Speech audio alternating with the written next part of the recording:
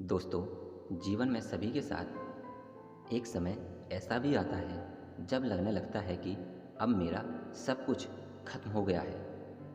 अब मैं कहीं का नहीं रहा।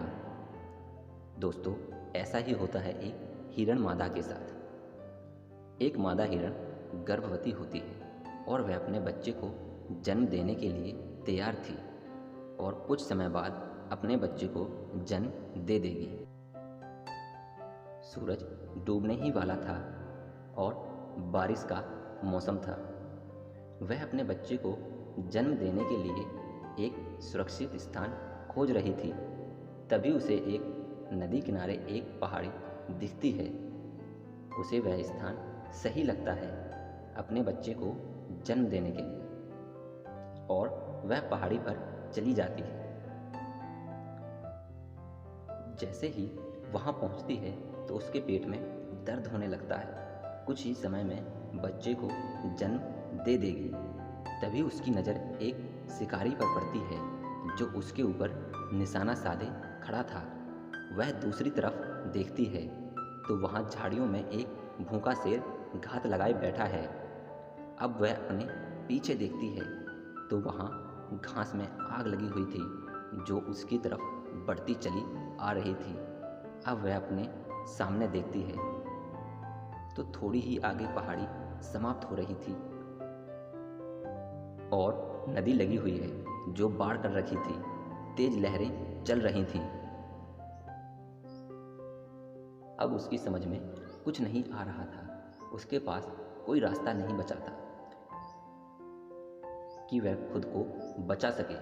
उसके दिमाग में कई विचार आने लगे कि अब मैं नहीं बचूंगी, शिकारी मुझे मार डालेगा। शिकारी से बच भी गई तो शेर मुझे मारकर खा जाएगा, नहीं तो आग की लपटों में आकर मैं और मेरा बच्चा जलकर राख हो जाएगा। सामने गई तो नदी में डूब कर मर जाऊंगी। उसने सोच लिया, अब मौत कोई नहीं टाल सकता। मेरा मरना अब निश्चित है।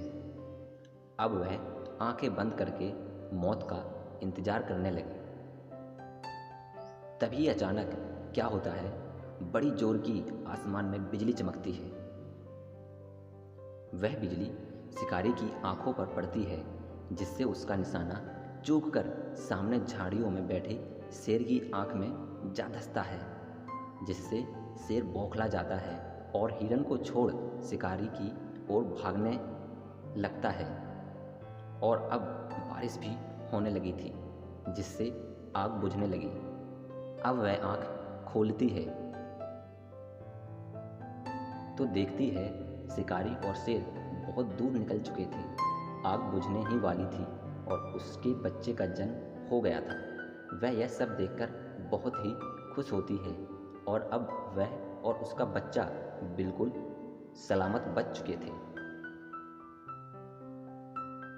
दोस्तों, ऐसा ही अपने साथ भी होता है। जब भी लगे कि मेरा सब कुछ खत्म हो गया, मैं बर्बाद हो गया, अब मेरी कुछ समझ नहीं आ रहा, मैं क्या करूं, तो मन को शांत करें और कुछ समय के लिए सब कुछ समय के ऊपर छोड़ दें और आप देखेंगे कुछ समय बाद सब कुछ अच्छा होता है और धीमे धीमे सब ठीक होने लगता है।